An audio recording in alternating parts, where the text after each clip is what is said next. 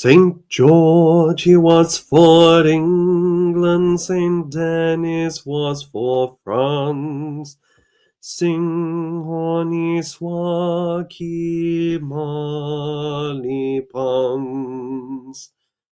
Hello, friends. Welcome once again to the Merry Corncrakes, the podcast for the Corncrake magazine. The Corncrake magazine exists to celebrate and promote English literature, great stories from the past, classic tales, and present independent authors. You can go to thecorncrakemag.com to read many great stories.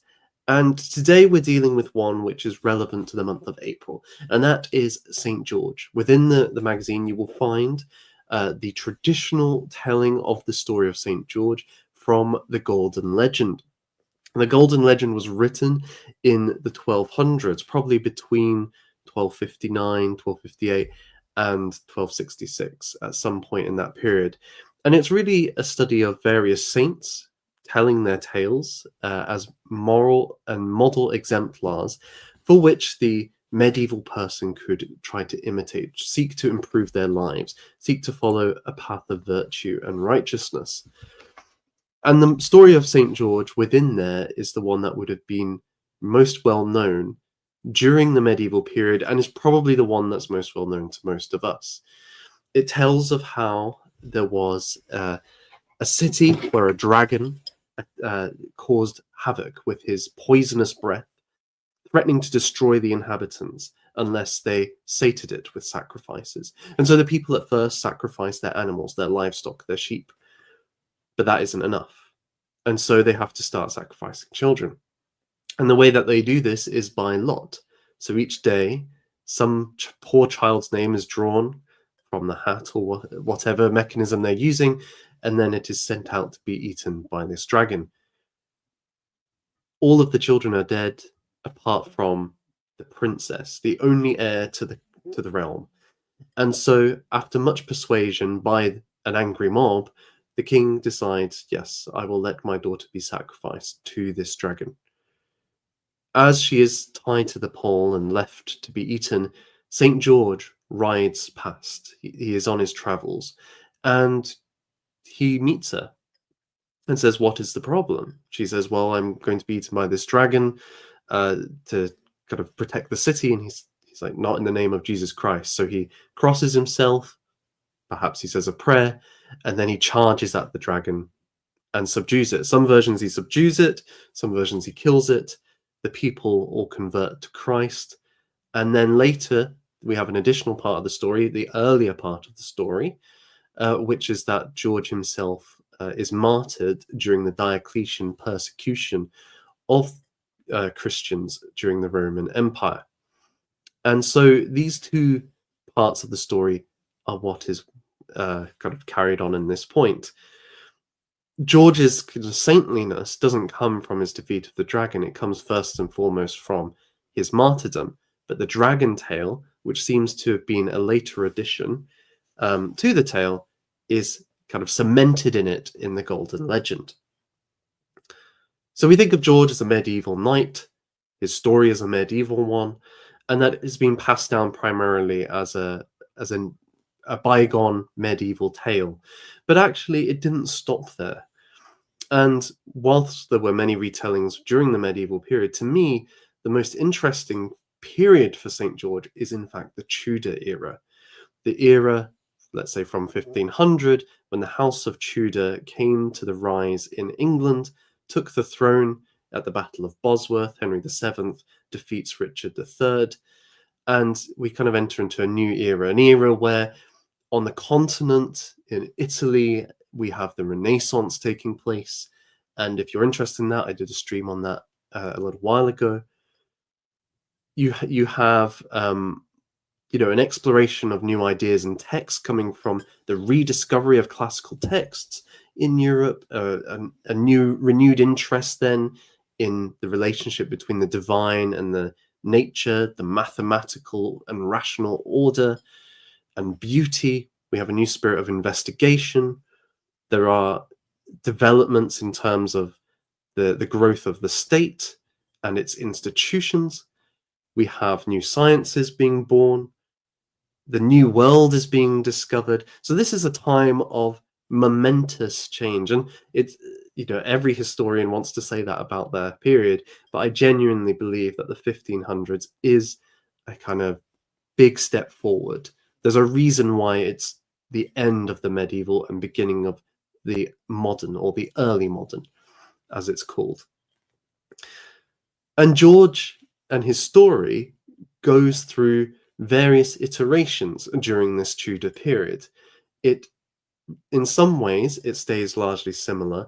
In other ways, it receives renewed attention, new developments, and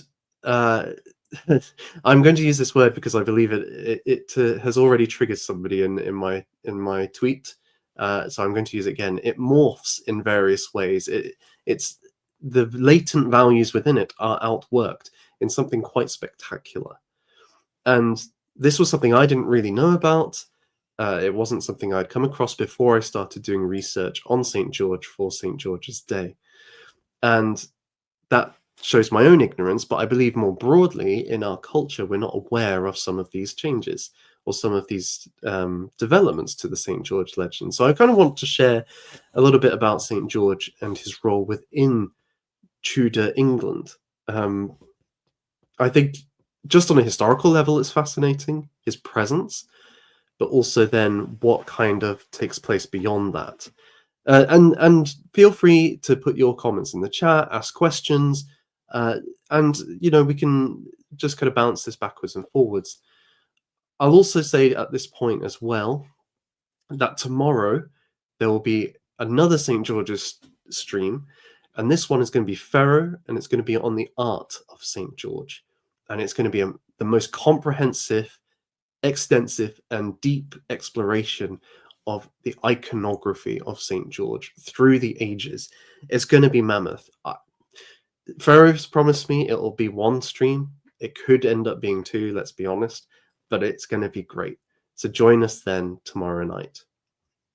And some of those images we're going to see as we work through this. I've wanted to kind of visualize some of what's going on. So let us go back to the Golden Legend for a moment, because as I said, that's the primary story that most medieval people are going to know about St. George. There are other things connected to St. George, such as his association with the Crusades, that he, at the Battle of Antioch, appeared to the Crusaders and helped them defeat their Muslim enemies. His cross is worn by Crusaders and the Knights Templar, so he becomes a kind of exemplar of the knight who devotes his life to Christ and is willing to live or die for Christ. He's willing to fight for Christ. So he blends the monk and the warrior together in himself, and we see that in his fighting the dragon and then his martyrdom. In some ways, I wonder if the character of Galahad and St. George are actually two sides of the same coin, or the same character in different narratives, but that's something I need to explore further. They certainly share the same heraldry, right, of the red cross on the white background.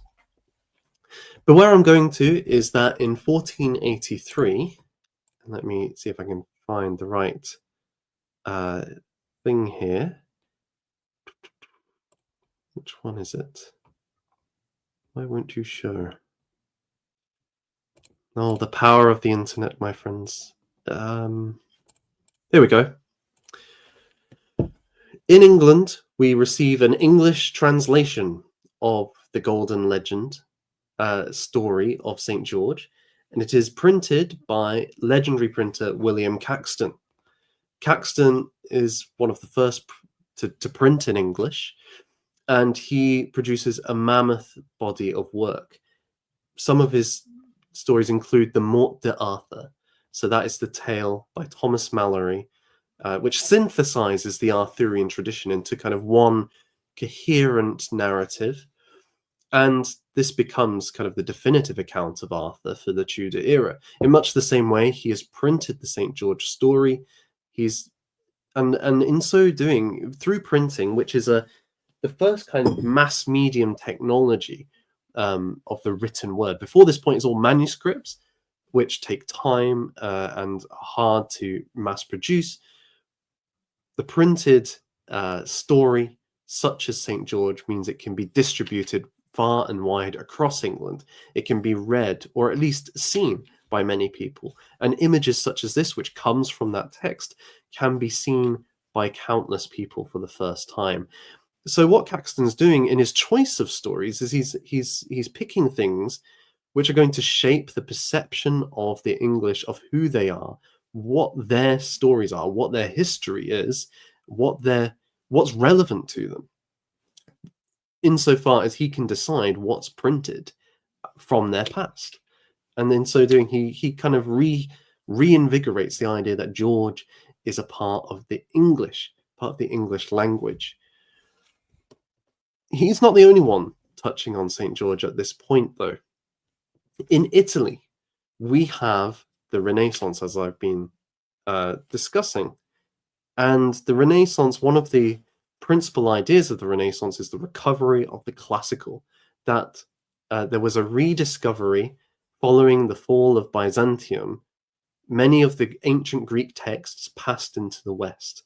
And so thinkers beyond Aristotle, who was well known during this period, in the medieval period, to the West, are being encountered for the first time. Or their works, the primary sources for their works are being discovered for the first time, such as many of Plato's dialogues, or Vitruvius's work on architecture. This kind of rediscovery of ancient stories, such as Homer's Iliad and Virgil's Aeneid, these sorts of things then lead to a kind of rediscovery in literature of certain kinds of heroic figures who aren't necessarily Christian figures. So if we're thinking about Homer, his warriors are not Christians. They predate Christianity, and they have a different kind of moral code. They are martial characters. Their primary virtue comes in their ability to conquer and to achieve victory over their enemies. This is quite different from, say, a monk like St. Francis of Assisi. But the Renaissance writers do not see conflict. They actually think that the older poetic works, in a way, are a kind of revelation from God, as far as a man without Jesus Christ could go. And so these archetypes, these warrior characters, are not something to be dismissed or thrown away. Actually, they need to be lifted up with the new revelation of Christ and transformed, sanctified into the new storytelling. So in a way, the medieval knights kind of represent this, but they also want to bring in this kind of classical element to their storytelling, involving gods and fauns and satyrs and so on. You start then to see an engagement with St. George with these in Renaissance Italy. This shouldn't be surprising to some extent, because a place like Genoa has St. George as its patron. It's not just England that has St. George as patron saint. Some of the Italian states do. And one of these figures, Mantuanus, or Mantuan, who is a monk, a poet monk, writes an account of St. George, which is very influential. He reworks the Golden Legend story. He doesn't depart from it in its fundamentals, but he adds a flair and flavor. He kind of makes it into a medieval romance, but it's a little bit different to a medieval romance. It's not just a tale of a knight doing daring deeds. It has real passion and weight to it. It feels like a Greek tragedy almost, the way that the princess is led out. The people are wailing on the walls. The sons of fathers abandon the traditions and leave their halls to waste away because the kingdom is dead. And then St. George rides up on the hill and sees the dragon and does the deed. It's very climactic as a poem, and I can see why it gripped people, because having read it in the English translation, it is breathtaking. I would thoroughly recommend it, and I'm going to post in the chat an article which provides, if I can find, actually, I need to,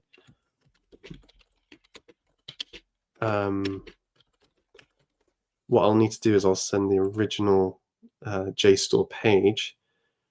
I'd recommend, if you can, getting a JSTOR account. You can get one for free. You can read lots of articles online, such as this one. And in this story, you will find, in this article, you will find Mantuanus's retelling of St. George. This inspires many Italian painters, not just Mantuanus's work, but it seems like the story of St. George is being carried on by the Renaissance. And I'll show a couple of examples. So we can see here Carpaccio's St. George, which I think is an absolutely fantastic rendering of it. You have almost like these, well, this tower here on the left, I think you can see it there. Yes, this is actually in Egypt, where the story is often set. We have here on the right of that something that looks very kind of Renaissance-like in terms of its perfect symmetry. At the forefront, we have St. George fighting the dragon, which is a very characterful dragon. Interestingly, George here doesn't have the St. George's cross, which is very tied to England and crusading. He is purely in black, so he has become a kind of secular warrior character. And these figures, just look at the carnage this dragon has caused, the absolute devastation. I mean, it's pretty brutal. It's like something you would see in a Frank Frazetta or Boris Vallejo comic strip. It's really quite drawing. Let's move over to Uccello from the 1470s. Here we see St. George and the princess. The dragon has been speared here.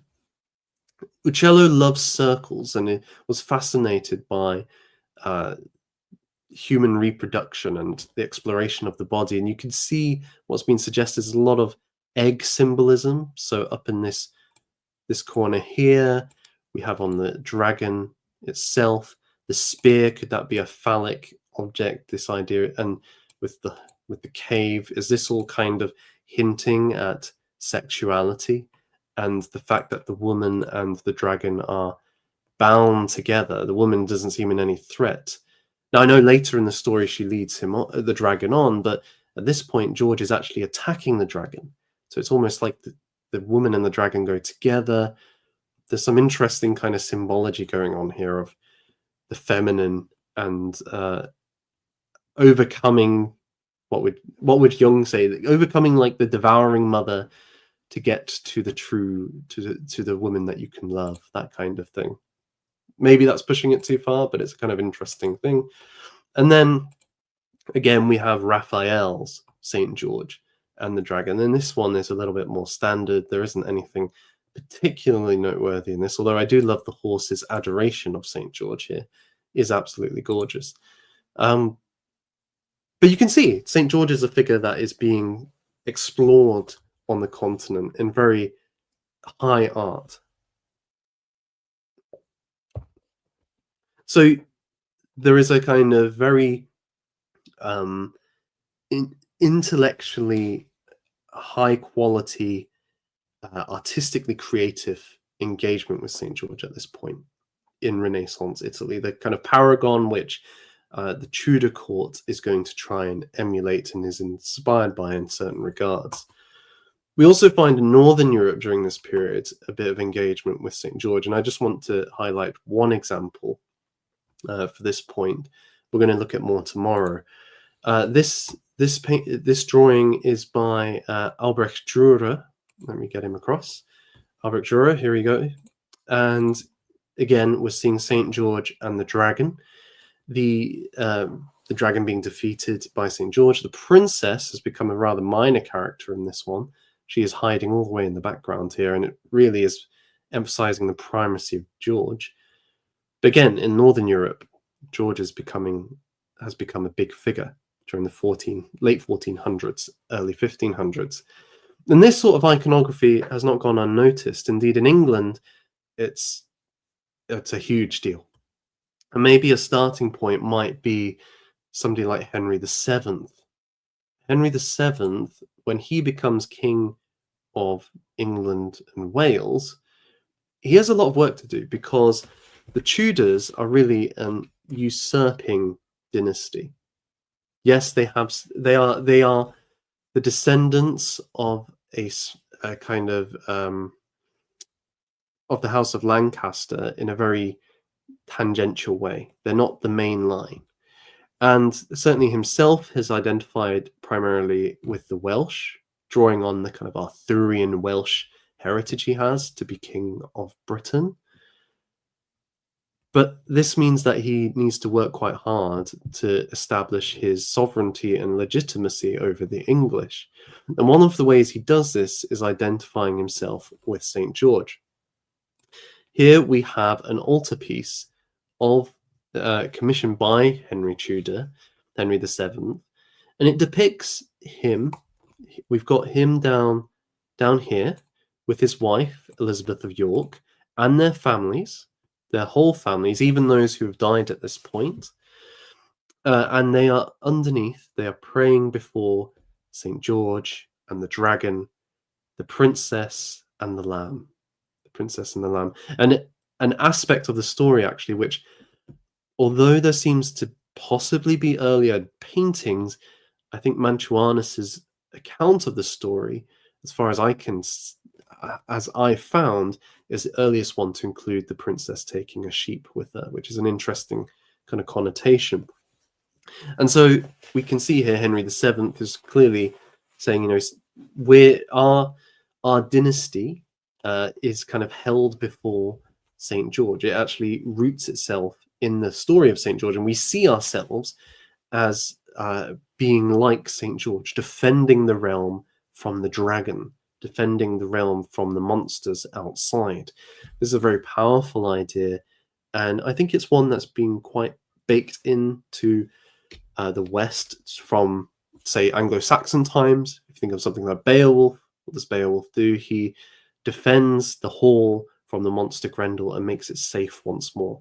This is the fundamental kind of, there is a safe space where we exist, a secure space, and outside are the monsters trying to break in. And maybe one day they will, but until then, our heroes, our kings, our guardians stand on the wall and defend us. That is what St. George is doing here. That is what Henry VII is saying he's doing for England.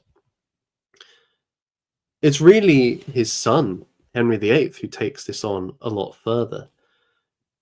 Henry VIII identifies himself very strongly with St. George. He makes St. George his personal patron saint, as well as him being the patron saint of England. He chooses St. George's Day, the 23rd of April, to be his official birthday. So when he becomes king, he doesn't just have his personal birthday. He has one that the realm celebrates, and that is the 23rd of April. Henry loved to joust in tournaments, and often these tournaments were not just the actual jousting itself. There was often an aspect of the fantastical baked in. There was a lot of storytelling. So knights wouldn't just come as themselves, they would come as characters. They would come in as, I am Sir Lancelot of the Lake. I am Sir Tristan of Cornwall. I am Sir Garston. It would be a little kind of story. And the winner might receive a wreath from a lady playing Guinevere. Well, we know that Henry was involved in one such joust where there was a character who was St. George, for example. And this seems to have been quite common. St. George would often appear in jousts. We also know that in many pageants during this period, St. George was a regular character, a pageant being a kind of procession in a public space, often in the town square or in a kind of public area which many people could go and attend. A kind of like a procession of floats you might get today. Certainly think of like St. Patrick's Day in America or something like that. The pageants were a big deal in Tudor and specifically Elizabethan society. And we have evidence, say from Norwich, that in the 1550s, they were paying somebody to be a George, to be a St. George, rescuing a princess from a constructed dragon. So this character is not just taking place in stories and paintings. People are actually seeing him or seeing reenactments of St. George at tournaments where he's fighting against other knights or he's overthrowing a dragon. They're seeing this happen in their streets. They're enjoying the spectacles of St. George fighting the dragon, or oftentimes a Saracen character, a paynim as he might be called. So this is actually legend brought to life, oftentimes, and is being reenacted. He's also a figure of song, because although there's a growth in literacy during the 1500s, most people are still unable to read, and actually the primary way they engage with stories is through visual art, through performance, and through song. Singing being something you can listen to and understand, something you can memorize more easily, and thus spread ideas and messages and stories. And St. George was the subject of many ballads during the Tudor period. The earliest existing one we have is actually preserved. The English Broadside Ballad Archive has a rendition of this, and it's a new ballad of St. George and the Dragon. It's to the tune St. George for England. And this song, there's actually a recording of it. I'm going to see if I can play this. It might not be possible to show this and play this at the same time. So let me see. Let me see what I can do. Because I want to play a little bit of it so you can actually hear what somebody in Tudor England might have heard as a story of St. George. And I actually sang part of it at the very beginning of this stream. Yes, I'll be able to share. Okay. I'll be able to share the audio if I have this screen on. So here we go. Tell me if you can hear this, chaps. Why should we boast of Arthur and his knights, knowing how many men have performed fights? Or why should we speak of Sir Lancelot du Lake, or Sir Tristram du Lion, that fought for lady's sake? Read but old stories, and there you shall see how St. George, he made the dragon flee. St. George, he was for England, St. Denis was for France. Sing on Iswaki Malibons. I love it. I absolutely love it. And that little bit at the end, the chorus, St. George, he was for England, St. Denis was for France. I think we should be singing that far more often in English society. But what is this ballad actually about? Because it's a kind of strange thing. You may have noticed that most of that verse was not about St. George. What's said is, why should we boast of Arthur and his knights, knowing how many men have performed fights? Or why should we speak of Sir Lancelot du Lake or Sir Tristram de Lion that fought for lady's sake? Read all stories, and there you shall see how St. George, he made the dragon flee. This whole song is basically an attempt to go through lots of legendary characters that people will know. It's assuming the audience knows all of these people, like Arthur, Lancelot. Later we have Gideon, Hercules, Samson, Alfred the Great, Henry V, Saint David, Saint Patrick, all of these different characters, some biblical, some classical, some patron saints of other parts of Britain. They are all lesser to Saint George, because St. George beat the dragon and St. George is for England. It's a proper patriotic song, this. It's about English exceptionalism, St. George being the greatest saint to follow, and celebrating kind of being that English hero. Let's listen to the second verse. To speak of monarchs it were too long to tell, and likewise to the Romans how far they did excel. Hannibal and Scipio in many a field did fight, Orlando Furioso he was a valiant knight. Romulus and Remus were those that Rome did build, but St. George, the dragon he had killed. St. George he was for England, St. Denis was for France. Sing Honey Swaki Malipan. So you can see it's really saying killing the dragon was the greatest achievement that any figure has done. And I think that's an interesting thing that we'll explore more fully later on in this stream, why it is that killing the dragon could be presented as the greatest achievement of anyone. Because certainly the list that we've got here, okay, those were all classical historical characters, but somebody like Lancelot, he was a great warrior who slew many knights and did many marvelous deeds, rescuing Guinevere from the castle where no man returns. We have Henry V, who won the Battle of Agincourt.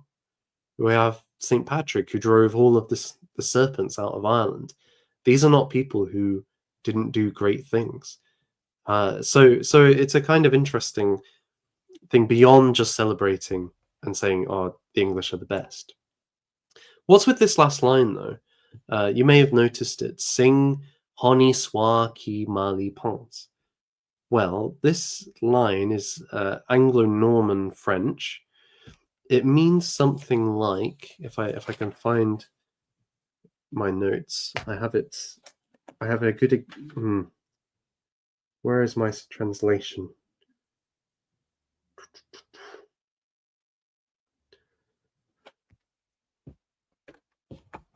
Let me find it. Sorry, my friends. Let me find it.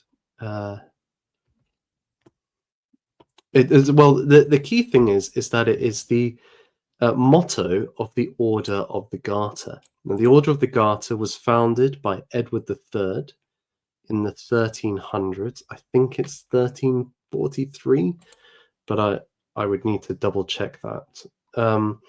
And he founded it with its patron saint being St. George.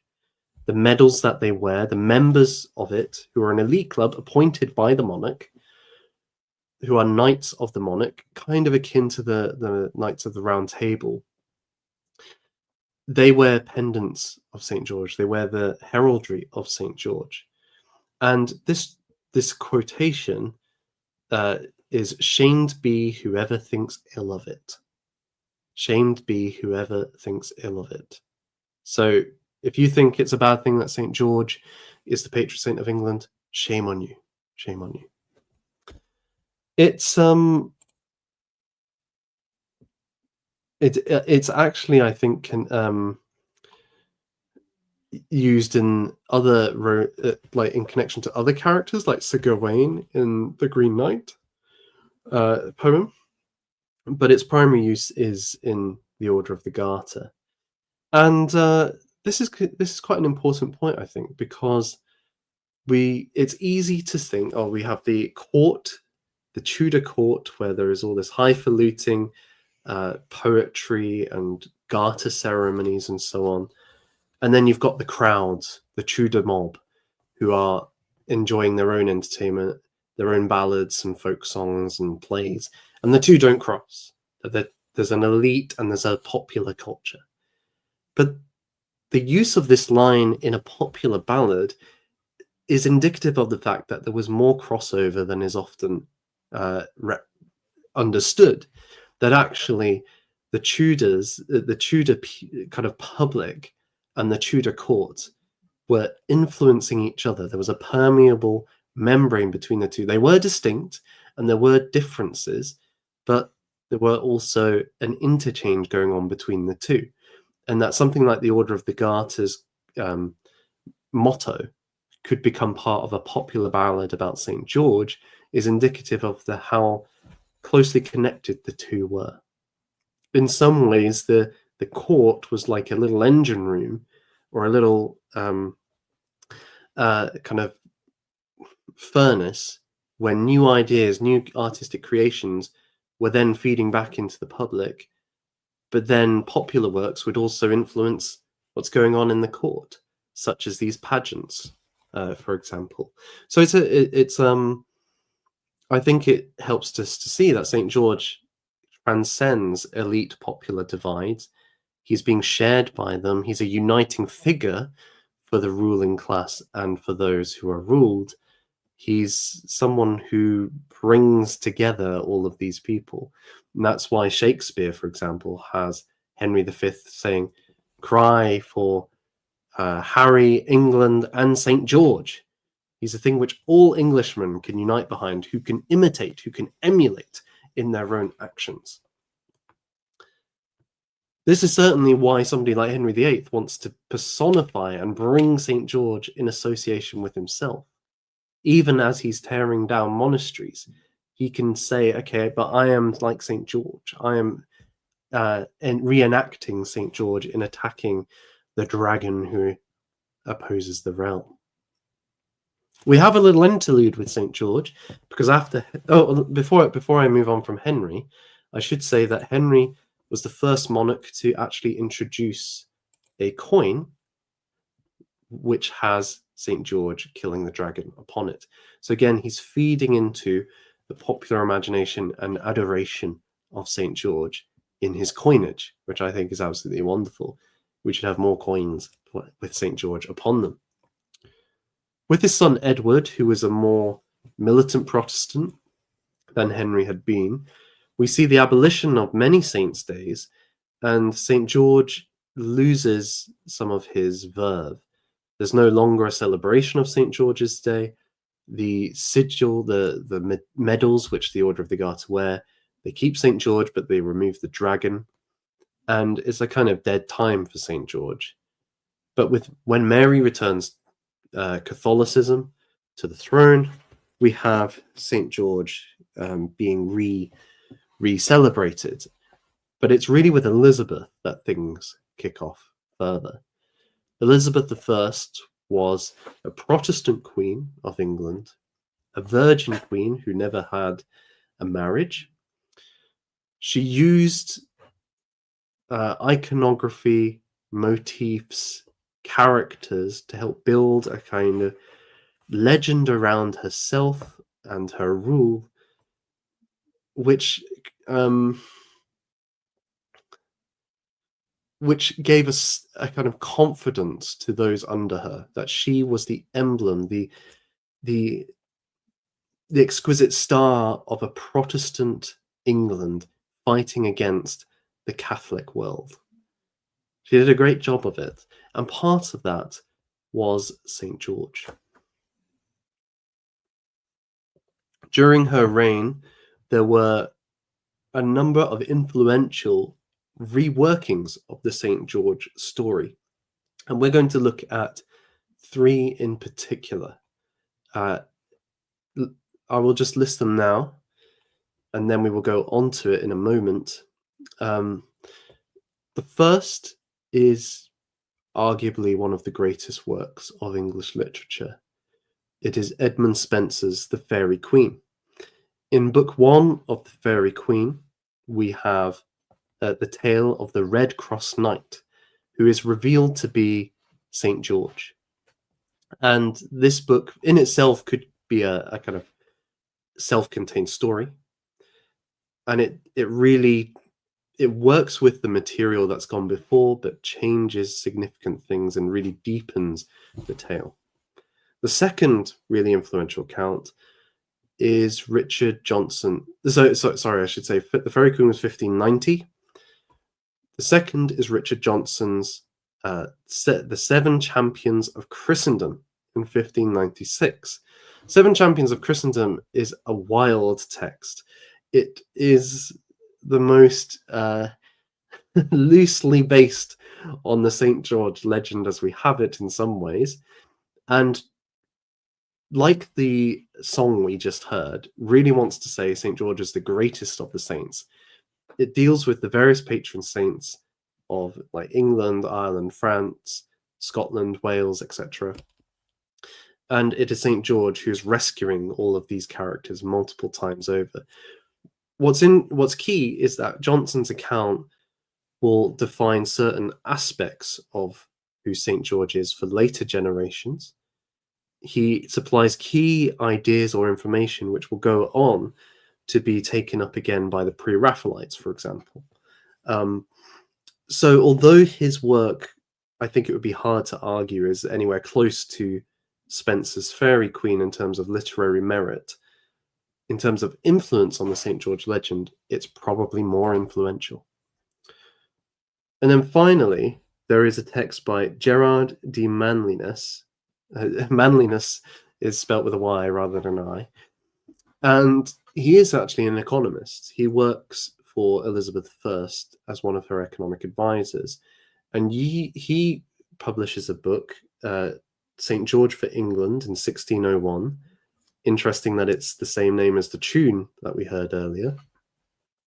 And he will try to use St. George as a kind of allegory for the political situation of the period. These three works are a kind of, they highlight how St. George is reworked and reused in this period, and at least the first two have a decisive impact upon St. George's presentation moving forward. Before we kind of get into those texts, I just want to leave a moment or two in case anybody has any questions or comments that they have about the proceeding, because once we get into these texts, it's going to be, we're going to be focusing on them. Just say hello to everybody in the chat, and thank you to Mr. Bruh for £2.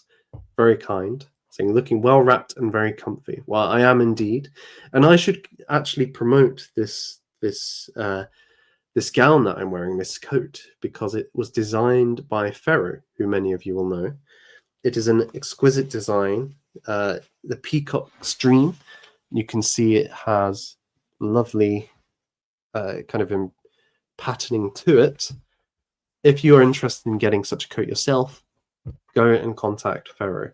He has other coats which are for sale.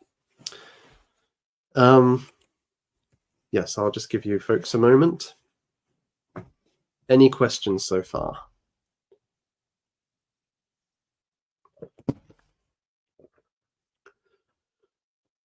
No? Okay. Let us move on. So we are going to start with Spenser.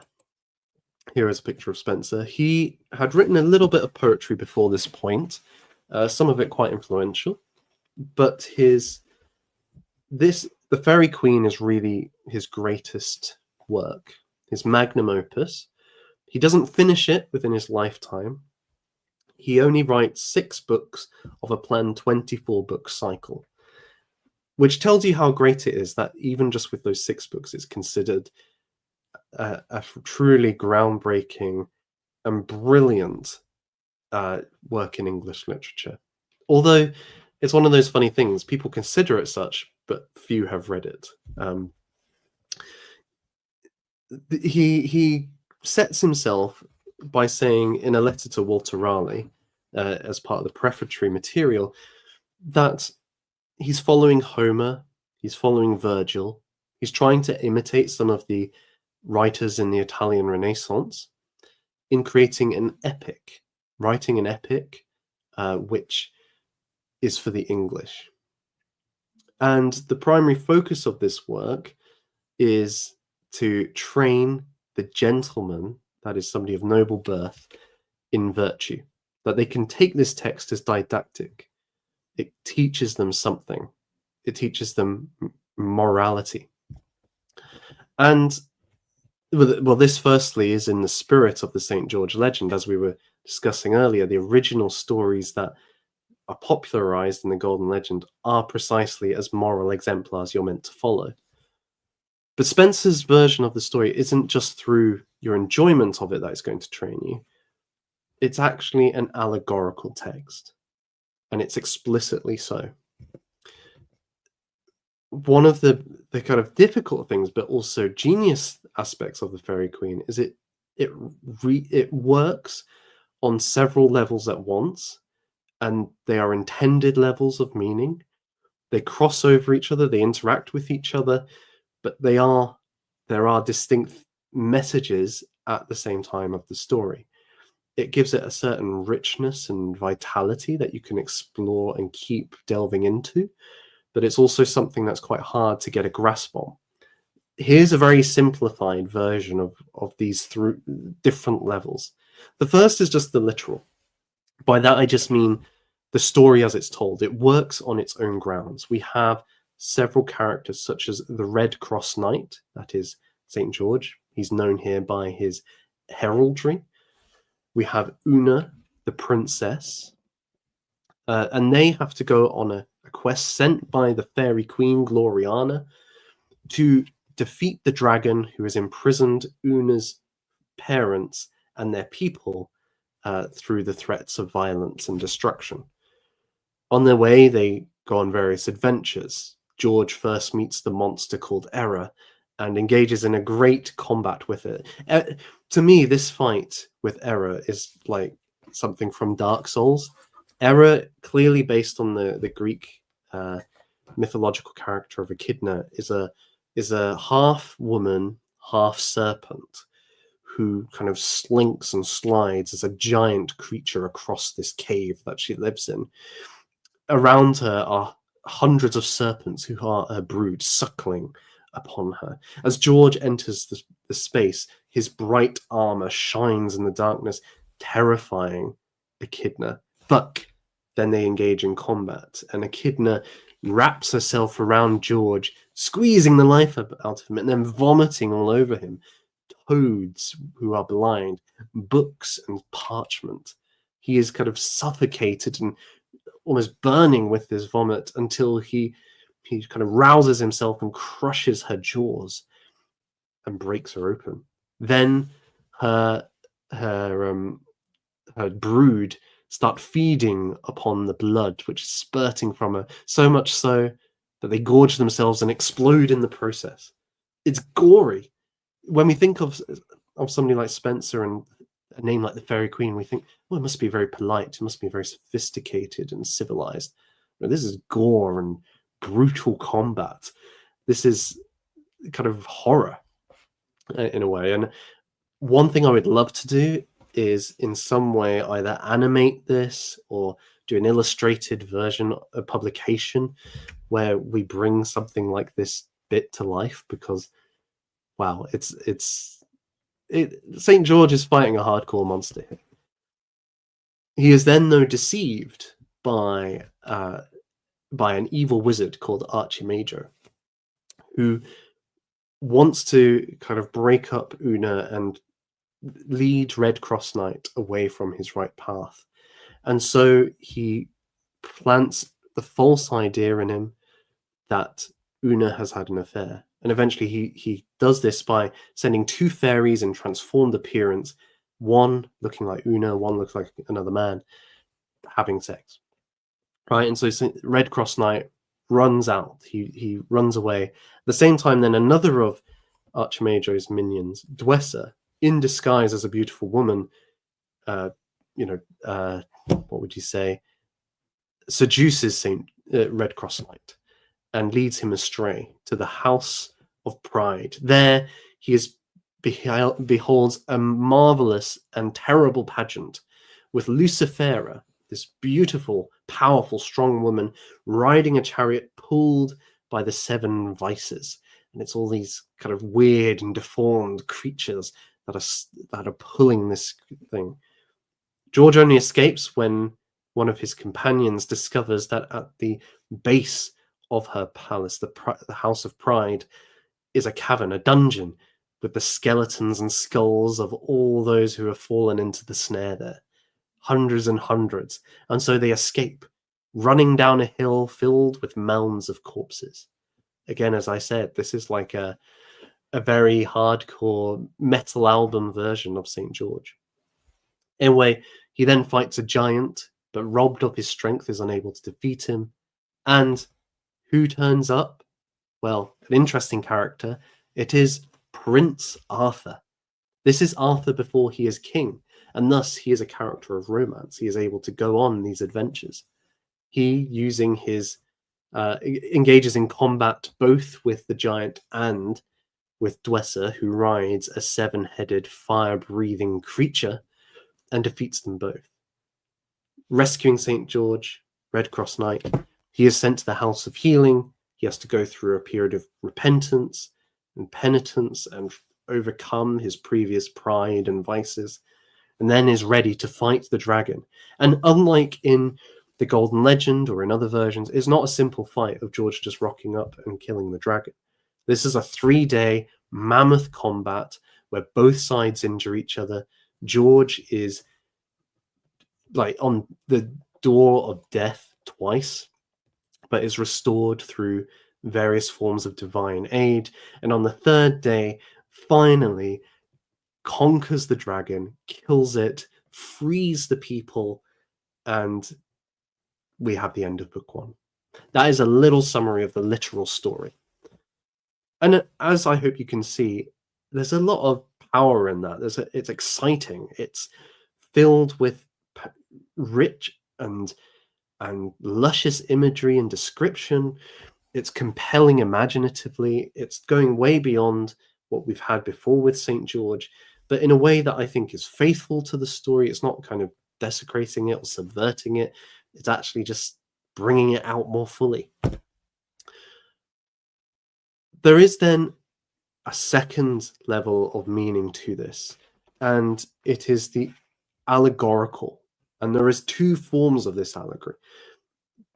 An allegorical tale is where the characters and events symbolize other things that are not explicitly within the story, and the characters themselves aren't aware of these connections.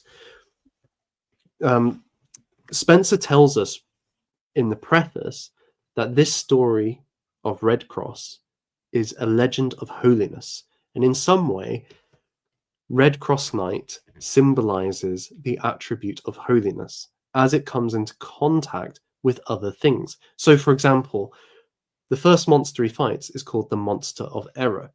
And so when we look at these characters and how they engage with each other, Spencer's actually giving us a visual, pictorial, imaginative presentation of what doctrinal or religious error looks like. It is something which hides in the dark. It doesn't want to be disturbed. But when a light is shone upon it, it reacts, it fights back. And how does it do that? Well, it vomits, right? What does she do? She vomits books and scrolls.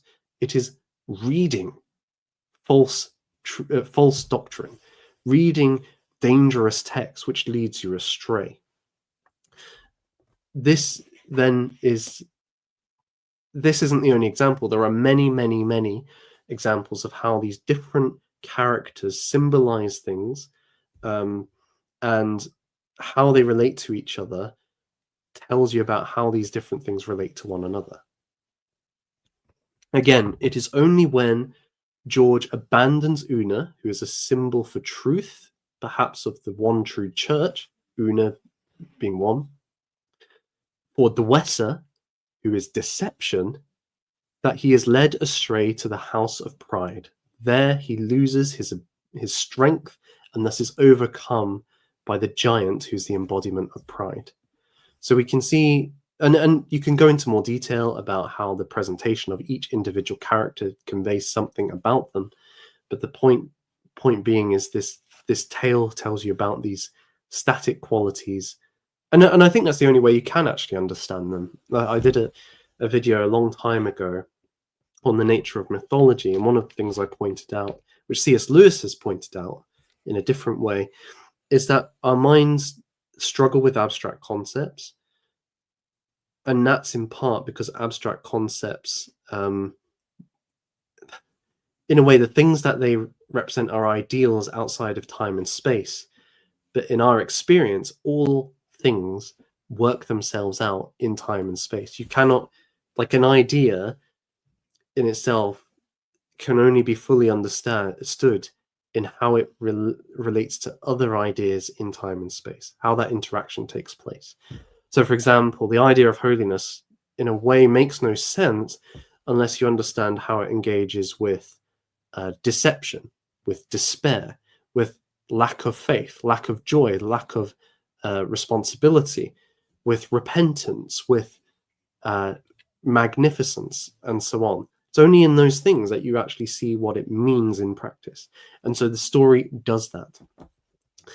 But it also works in another way as an allegory, a connected one but slightly different, and it's an allegory of the Christian soul on its journey to from a sinful state to the state of salvation. Spencer was a Protestant writing in Elizabethan England, which under Elizabeth was Anglican. It wasn't Catholic. And when we say Anglican, we have to be careful that we're not imputing today's Anglicanism back to then. The Anglicanism of Elizabeth I had a kind of moderate Calvinism as its doctrinal basis, but it was a somewhat broad church in terms of opinion. It allowed for a diversity of opinion on certain points, but it was Protestant. And the story that Spencer's telling fits into that cultural milieu and kind of stands up for it. And what he's trying to do is to, in an allegorical way, in a pictorial way, provide a manual for understanding the journey of the soul, the chosen soul, the elect soul, somebody who is saved by God from its beginning to in its processes of transformations, the stages of transformation. He wasn't unique in doing this kind of thing. It was quite common for ministers to write treatises outlining the order of salvation, the steps which the soul must go on. And people characterize this as a kind of spiritual pilgrimage. Another metaphor that was used, and the Apostle Paul uses this, is spiritual warfare, a battle that's always ongoing between the soul and the world, the devil, and death. And actually, it's only with the power of the Holy Spirit giving faith that these can be overcome. Spencer's just doing this in one of the most powerful and beautiful ways that's ever been done. But the Red Cross Knights' rise and fall and eventual rise again mirror the Christian soul's journey in the Protestant worldview. He starts out with enthusiasm.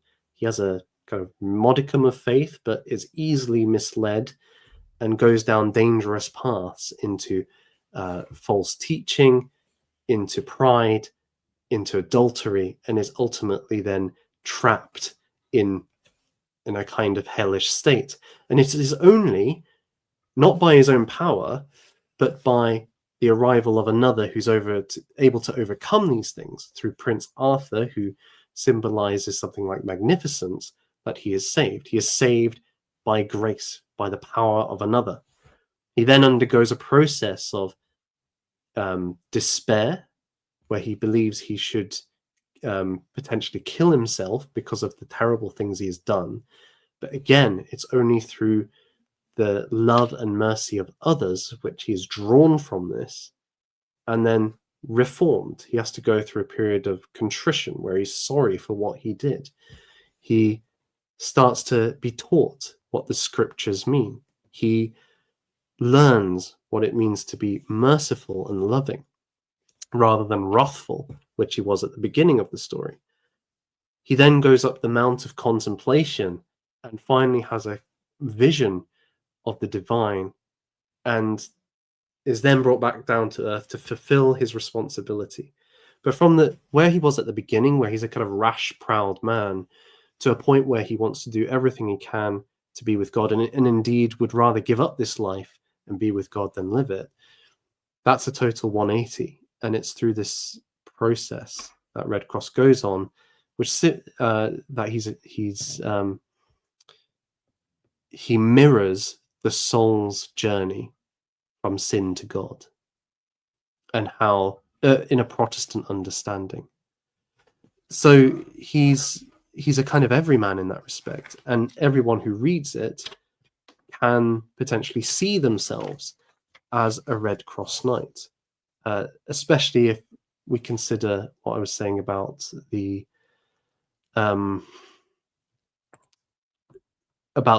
St. Paul's admonition to spiritual warfare. And indeed, St. Paul has a text about the armor of God in Ephesians chapter 6, which I want to read here because I think it's kind of relevant. He says, "Finally, my brethren, be strong in the Lord and the power of his might. Put on the whole armor of God, that ye may be able to stand against the assaults of the devil. For we wrestle not against flesh and blood, but against principalities, against powers, and against worldly governors, the princes of the darkness of this world, against spiritual wickedness which are in ye high places. For this cause take unto you the whole armor of God, that ye may be able to resist in the evil day, and having finished all things stand fast. Stand therefore, and your loins girded about with verity, and having on the breastplate of righteousness, and your feet shod with the preparation of the gospel of peace. And above all, take the shield of faith, wherewith ye may quench all fiery darts of the wicked, and take the helmet of salvation, and the sword of the Spirit, which is the word of God." I think there are at least a few kind of connections here made by Spencer, and let me put up another drawing by Albrecht Dürer because it's relevant. It's the Knight, Devil, and Death, and again, this is the Knight of Faith that we've just been hearing about. Red Cross Knight is like this character because he puts aside his armor, he puts aside his weapons, and that's when he's defeated by the giant of pride.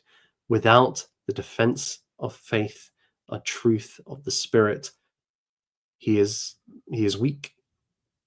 Arthur defeats the giant of pride primarily with his shield, the shield of faith, which shines so brightly it blinds the giant and gives Arthur a chance to chop off his limbs. George defeats the dragon when he uses his weapons as well, the shield and the sword. They protect him from the fiery, poisonous breath of the dragon, and they enable him to wound it in a way that other weapons cannot. That is a kind of interesting aspect of this. Another is, again, the spiritual combat, the spiritual warfare. Red Cross's primary enemies are not physical, although he is defeated and victorious on a physical level. It's actually the state of his soul, the spiritual battle. The main danger that he faces doesn't come from the giant. It comes from Dwesser, the deceptor, who pretends to be beautiful, who pretends to be true, pretends to be good, but is actually luring George away from his true love, from a holy and beautiful woman, to the house of pride. She is the one who makes him take off his armor. She is the one who entraps him in dangerous situations. She is the one that leads him to adultery. And again, Archimago, he is involved in this. He uses his spells to also try and trap Una when she searches for Red Cross Knight, imitating Red Cross Knight himself, leading her astray. So it is rather this which is the main threat, because once you're led astray from your weapons, from your mission, once you lose your responsibilities and those things which help you fulfill them, you are taken on a path which you are not powerful enough to defend yourself anymore. And so you fall. So the real villains are not, well, the giant is a kind of straightforward enemy. The dragon is a straightforward enemy. But they can only defeat George when the wizard, when the enchantress deceive him, lead him off the path, blind him to reality. That's quite a powerful idea. And it gets to a lot of things which the Renaissance era was beginning to explore about appearance and reality, the deceptive quality of what a person says and what they do. This maybe leads us to a third level of allegory, which is the historical. as I've said, Spencer's writing in Elizabethan England.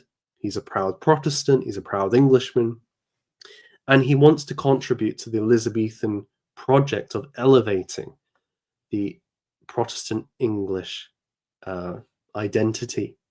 And part of that is presenting these characters as allegories for historical realities. So George and Una are not just embodiments of the truth and holiness in a generic, broad sense. They also represent the England, or the true church, right? Dwesa, who is Una's counterpart, is the false church, or false teaching. Archimago, this old man with a long beard who deals in spells and goes to the underworld to conjure spirits, he is something like the Pope. There is a point in the story where Una, with a lion that she has acquired, which is one of the best parts in my view, they end up going to a little kind of house in the middle of nowhere where there is a woman, abbess, as in an abbess of a nunnery. A blind old woman says, does her prayers every day, says 1,000 Hail Marys and so on. But her blindness is both physical and spiritual, because she deliberately ignores the fact that her daughter is prostituting herself out to a local robber who brings back the treasure and pays her for it, and thus they have money to live. So this whole holy life is purely ritualistic. There is no ethics underneath it. This is clearly a commentary on the on the monastic lifestyle, which is a veneer of religiosity, of superstition, which is funded by daylight robbery. Thankfully, the lion just mauls the robber and does away with this fake monasticism or fake Christianity. But again and again, we see these sorts of anti-Catholic, anti-papist kind of critiques within the story.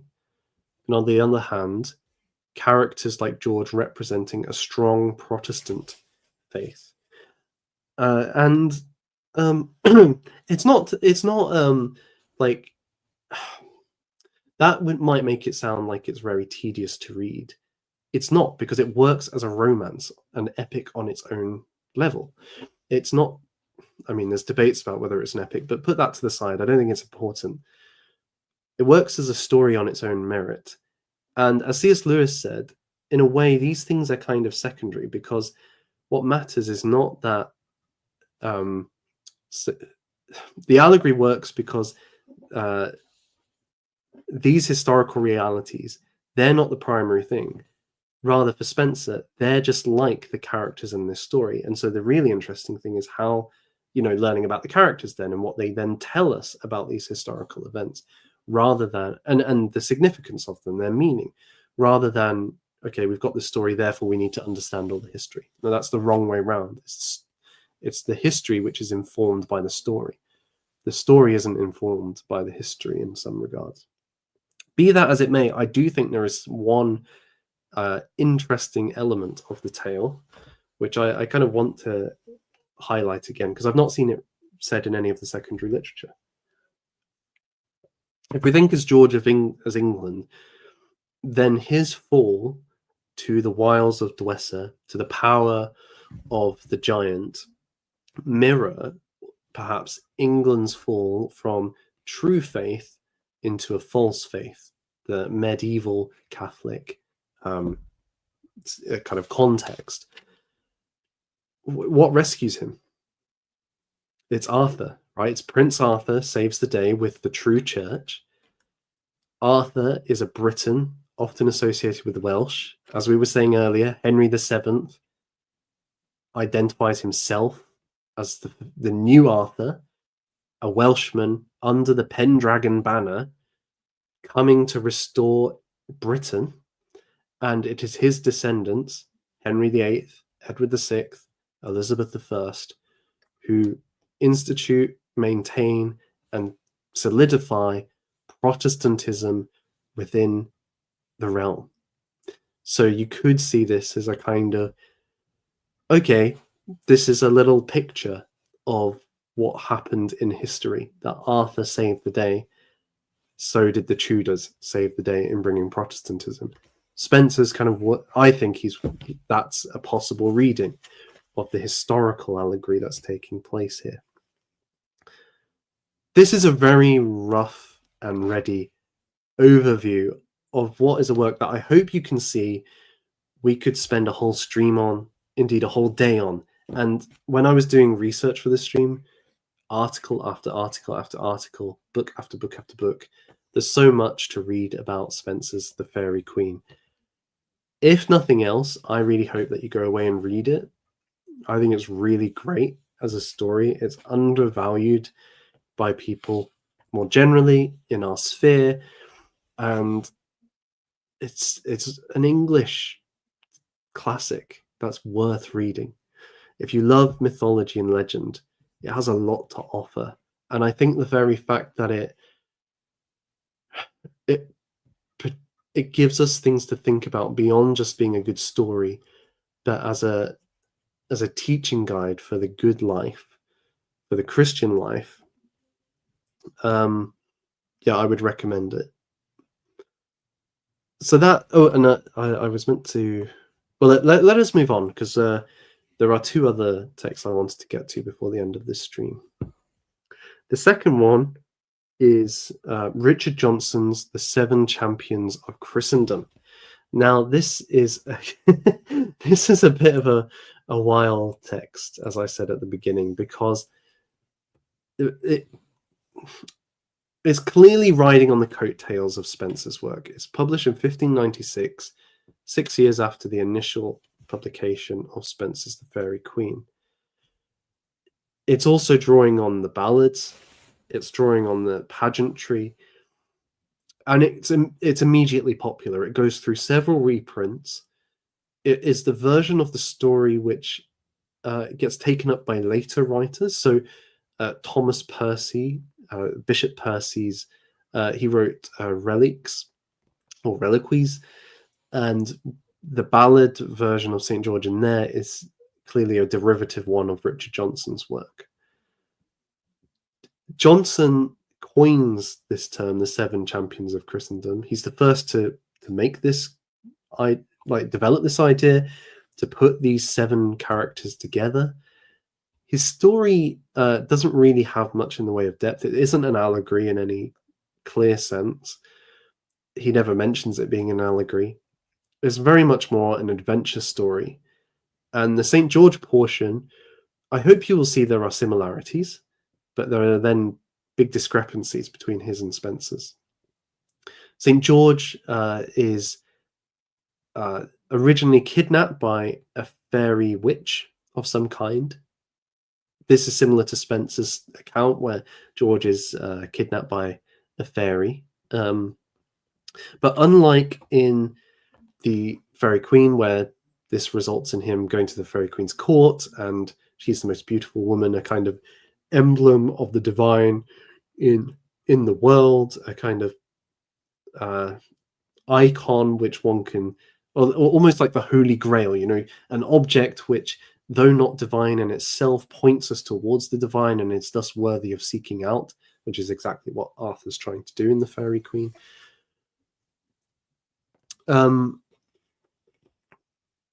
Johnson's St. George sees the Faerie Queene as an oppressive character and eventually escapes, tricks her into her own trap, essentially forces her into her own trap, frees the other 6 champions of Christendom, such as St. Andrew, St. Patrick, and St. David, who in this version are all knights like St. George, and then they ride off and do lots of exciting adventures. St. George's account of dealing with the dragon is similar in some respects to the Golden Legend. Again, we have, not in Libya, but in Egypt this time, a city which is besieged by a dragon who has been sacrificing its livestock and children. The princess, named Sabra, is sent out to be eaten, and George arrives on the scene and saves the day. This is where we depart from the original story, because remember, George is a chaste knight who dies a martyr. He is not married. He has no relations with the princess. That's why the Templars can see him as an ideal, because like him, they are meant to be like warrior monks. They are totally devoted to God. They have no conjugal relationships with anyone else.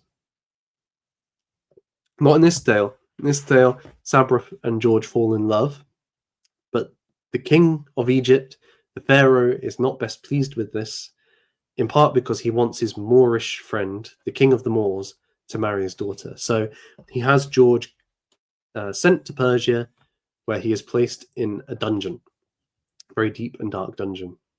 So again, like Spencer's, we have George ending up in the dungeon. Unlike Spencer, George is able to escape the dungeon by his own efforts. He kills hundreds of Persians in the process, makes his way back to Egypt, overcomes the pharaoh, overcomes the Moorish king, marries Sabra. They have more adventures, and then eventually end up married in Coventry, of all places. I love it. In Coventry. If only the guys who were running the Witten for the last few years had known this, because I don't know if you guys know, but the Witten has been being held near Coventry for the last few years. I don't think it will be anymore. If they'd known that, they could have made great hay with St. George of Coventry. But alas, they could not. George then has another fight with a dragon. This time he's attacking a place in England. But unfortunately, he is killed in the process. He kills the dragon and is mortally wounded by it. This then represents a bit of a departure from the other George of Spencer. I guess it's reincorporating the martyrdom aspect, that George does have a somewhat tragic mixed with victorious end. But it reads something more like an Arthurian epic in that regard, that the monsters eventually do win, like at Ragnarok, where Thor and the world serpent kill each other. So George and the dragon kill each other. One cannot be without the other. And this, I think, reflects a kind of shift in how George is being treated, because you can tell with the stories I've been telling you that they're primarily about George and the dragon. George, as a Catholic saint, is being limited because, well, we've had the Protestant Reformation. Saints are no longer a large part of the religiosity and are seen as part of a false religion, a threat to Tudor England. So George can only exist as a secular character, as somebody who isn't a saintly character in some ways, but more a patriotic military hero. And as a slayer of dragons, he can be this. As a man who dies fighting a dragon, he can be this. As a saint who's martyred, it's more difficult to incorporate this aspect. Now, it was included in Fox's Book of Martyrs, a very influential Protestant book written during the reign of Mary, Queen Mary, of Protestant martyrs, and George is included in that. But really, that's being sidelined now, and he's becoming a secular, patriotic hero for England. His tragic death, therefore, is being reworked so it can fit within that narrative, rather than as a Catholic saint. As I mentioned, this was very influential, and I think perhaps the most important influences are the princess being named Sabra, and you'll find this in later works that George and Sabra are the names, that he marries the princess. This situates it within long traditions of mythology and folklore of characters who slay dragons or monsters, rescue a princess, and then go on to marry the princess. So take Perseus rescuing Andromeda from the sea monster Cetus. She was going to be sacrificed to this creature to placate the gods. And in so doing is then wins her hand in marriage, although the king is not too sure about this. So we could see a classical origin for this, and it'd be interesting to know if Johnson had been informed by this classical tale, thus building in the Renaissance again, the Renaissance reverence for the classical. But there are other tales like that. In Scotland, we have Asipattle, a shepherd boy protecting the daughter of the King of Orkney by slaying the Stour worm, and in so doing, he wins her hand in marriage. So this is an archetype which George, before this point, had kind of bucked because he doesn't marry the princess. Johnson's bringing him into that, and in some ways making him the quintessential version of that story of the knight rescuing the damsel in distress from the dragon. Now, when we think of the knight rescuing the damsel from the dragon, we can think of St. George, but that wasn't something which people prior to this period would have thought, in terms of then going on to marry her. But again, if he's not needing to be a monk, a warrior monk, why shouldn't he marry the princess? It's a kind of Protestant attitude to this story. It's allowing him to be a Protestant saint rather than a Catholic one. And as I've kind of been indicating, tying it into broad, fundamental archetypal mythology, and in a way, I suppose, then moving the shift away from the religious to some degree into the realms of fertility ritual, of being the one, okay, you've overthrown the threat to the realm, now you have to go and make it flower. And you do that through marriage, through producing heirs and so on. You gain the right to rule because you've defeated the dragon, and you now have to prosper the kingdom. So he becomes a worldly hero. He becomes a character who shows the path of kingship rather than a wandering knight errant. I think that's quite an interesting shift in the character. He becomes the model for true lordship. Unfortunately, he dies before he can fulfill that, but that's the kind of character he's become here. An aristocratic character, a character who's fulfilling a path which leads to the redemption of the realm. In a way, the original Holy Grail stories have a similar quality. We like to think of the Holy Grail as tied inherently to Christianity, but I think there's good evidence that the earliest Celtic tales and Chrétien de Troyes' story of the Holy Grail place it first and foremost as a vessel which, when drunk from, given to us by the maiden of the Grail, the land is restored, the health of the king is restored, and he can have progeny again. That's what's kind of been going on in Johnson's tale. Let us move on to the final character. This will be perhaps the shortest discussion, and that is Gerard de Manliness's account of St. George in a book called St. George for England, Allegorically Described. Now, Manliness is an economist. He works for the government. He advises Queen Elizabeth. He'll go on to advise King James I of England. And he he creates his own version of the tale. In his version, the monster that St. George is fighting, the dragon, is an allegory for usury, the practice of loaning another person money and charging them interest. The Bible, in various places, prohibits usury. And for much of the medieval period, Christians were forbidden from practicing usury. Now, many people got around this by having non-Christians, primarily the Jews, practicing usury within their kingdoms. So they could get loans from them to do various things, but then they would be charged interest, but it didn't matter because these Jews were damned. So, it's okay if they sin, right? It's trying to excuse our own practice of it. But as we move into the Renaissance, the things that are kind of keeping usury in check are being undermined, they're being eroded, and Manliness sees usury, this sin, this economic sin, as one of the great threats to England. He thinks that if it is allowed to percolate, it will hurt the poor. It will lead to the destruction of a merchant class who will give up their trade just to pursue usury. It will allow foreigners to gain economic advantage over the natives and thus to rob the land, essentially. And so he thinks usury is the monster in the St. George story.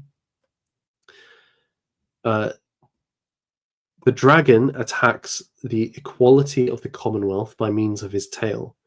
He bows destruction to the royal treasure, figured as the king's virgin daughter.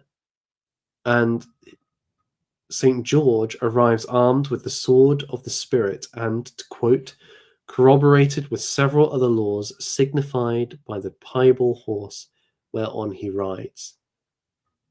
He explains this and then goes on to give this kind of account of St. George and a dream vision of it. Here, though, Manliness is identifying Elizabeth I as St. George, or is being allegorized by St. George. With Spencer, I think it's quite clear that Gloriana, the fairy queen, is supposed to be a symbol of Elizabeth I. The magnificent, magnanimous, and beautiful fairy queen, whose court is the closest thing to heaven on earth. That sends Red Cross Knight and various others on missions to kind of protect the world. That's your Elizabeth character. Here, Manliness has moved the focus to Elizabeth being St. George because she protects the realm from external threats, from the monsters who lurk outside. There was some kind of precedent for this. When the Spanish Armada attacked England, it was seen as a serious threat to the English, that the Spanish could invade, could defeat England, and so on. Now, how it was won, in part due to the weather, is not the main point. The main point is that for many in Tudor England, Elizabeth was like St. George for protecting England against the Spanish, against foreign rule, against the reintroduction of Catholicism, and so on. And so Manliness is tapping into this idea of Elizabeth as the divine protector, or the divinely appointed protector of England, and thus the reincarnation or the exemplification of St. George once more. And this then becomes a kind of model then, that St. George is a character who can become realized by any monarch who protects the realm, who defends it. It's not so much justice, because I think that's more an Arthurian trait, as the king who rules over a people, but he who defends it from the external foe. That is your St. George. And what's interesting is it's not just a military foe like the Spanish Armada. For Manliness, it's also an economic threat, a threat to the very livelihood of England. Because if we think of what the dragon does, it isn't actually a conquering army. It's not someone who rules over the people. Rather, it is the threat of its poisonous breath to decimate the surrounding countryside, to destroy civilized life. That's what it does. And in the same way, for Manliness, usury has the same effect. It's going to destroy the economic, social, and cultural life of England. So Elizabeth is St. George for protecting it as such. So that has been a whistle-stop tour of St. George in Tudor England. I think you can see that the legend of St. George gets taken and reimagined by various individuals, some of which are incredibly creative. I think Edmund Spencer's reworking of the legend is particularly noteworthy and is something that I want to explore further in the future. I've just done a very quick overview of it, and although that took a fair bit of time, you can see that there's a lot more going on there, that we could actually go into depth about the actual story and its significance as an allegory for the Christian soul, for historic events, for the virtues and vices, and just for the story in itself. For me, the engaging thing is the story in itself and its characterization of the ascent of the soul towards God. But that, there's a lot going on there, and I want to do more with it. But the rest of it is also interesting, that George is a key part of the civic, ceremonial, and leisure life of Tudor England. That he's a big part of what they're thinking about, how they're understanding themselves, how they're presenting themselves, both at a royal level and a popular level.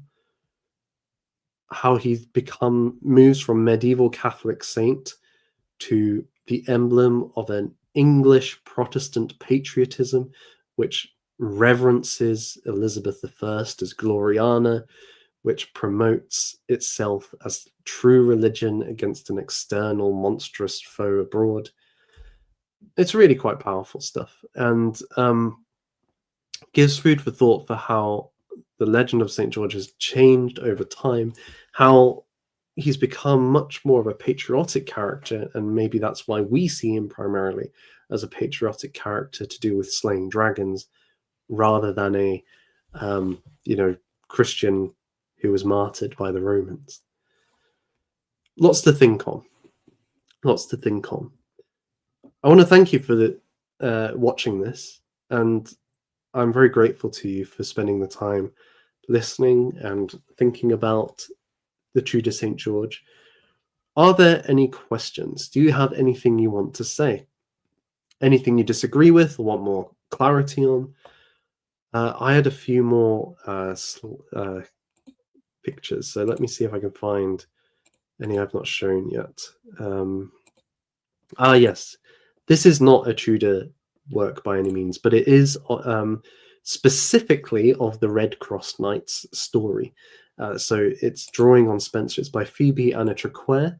It is a work of embroidery. I really love it. You can tell it's the Red Cross one. Here's a clue for you, right? So in the Red Cross Knight story, the princess is not bound and not being sacrificed. She accompanies Red Cross, and we can see her here on her small white palfrey horse. So this is how we can tell that it's from Spenser's version of the story and not another. So here they are setting out on their quest. Here is George slaying the dragon, and on the right, they are to be married. They are to be married, having been victorious over the dragon. Or we could see this as the church and truth married at last. And all of her beauty is now shown, because here, earlier in the poem, her beauty is hidden. She is veiled. The truth is veiled. But having ascended the path of righteousness, now George can see the truth for the first time, can know it intimately. I'll give you guys a little bit more time if you've got any questions, because I think this is I think there's a lot in here. There's a lot that I've discussed, and even if it's not directly related, please ask away. Zappadox, thank you, sir or madam. I think you're a sir. I can't tell from this photo. It's very small on my screen. Sorry if I missed this bit, but how long after George did he become the mythic character? That is a good question. I can't say for sure, but what I can say is that by the 1300s, he's a dragon-slaying warrior. There does seem to be some evidence of him being such a little bit earlier. So by the kind of high medieval period, he is a dragon slayer. So by the 1200s, I should say, that's for sure. Before that, there are some instances of this. There are other saints who, Theodore, I think his name is, who have this kind of dragon slaying associated with them a bit earlier, and it kind of gets blended with George. But it is at that point, so it's a lot later than his actual lifetime would have been. We're talking the best part of 1,000 years later. That could be for various reasons. As I said, the blending of legends, his connection with the Crusaders and fighting, the servants of Satan, the dragon being an allegory for Satan in terms of the non-Christian infidel in the Holy Land, the kind of reworking of other stories, not Christian, but classical, into Christian myth, so on and so forth. But yes, thank you for your question. While we're waiting, I will also just say that this stream is part of the Corncrakes magazine, which promotes English literature. This, I think, it was a very timely and well-connected stream to that. And if you are interested in reading just good stories, like the story of St. George, or modern stories written by modern authors in our kind of online sphere, go to thecorncrakemag.com. It's really good. There are some exciting things coming forward in the near future. Check it out. Check it out now. Well, it doesn't seem like anyone's got any further comments. So what I'm going to suggest is, if you have anything you want to ask about or say, put it in the comments. I read the comments. I engage with them. And I look forward to seeing what you guys have to say, because you're very smart and intellectual folks. There will be a stream tomorrow night with Pharaoh on the art of St. George. So please come in for that. It's always great having Pharaoh on. I don't know if you guys saw the Arthur in Art streams, King Arthur in Art. Those were fantastic. This is also going to be really, really special. So please come along and support that. That'll be 9 o'clock UK time. And then beyond that, we're going to have more videos coming out on the channel. There's a really big announcement on Friday, and I can't say much more than that at the moment, but it's worth coming along to. On Friday, there's going to be a big stream, something big's being launched. It's worth coming to. Thank you once again, my friends. It has been really good to share this with you. I think I might play us out with a little bit more of St. George for England, the ballad that we were listening to earlier, because it is really good. Let me see if I can find it. Oh, my voice is dying. I've been talking very quickly, I think, in this one. Been too enthusiastic about St. George. Let's hear a little bit more before we head out.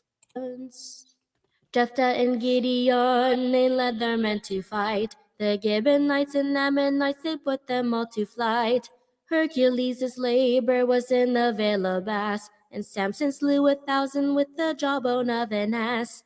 And when he was blind, pulled the temple to the ground. But St. George, the dragon did confound. St. George, he was for England, St. Denis was for France. Sing on his wacky molly pons.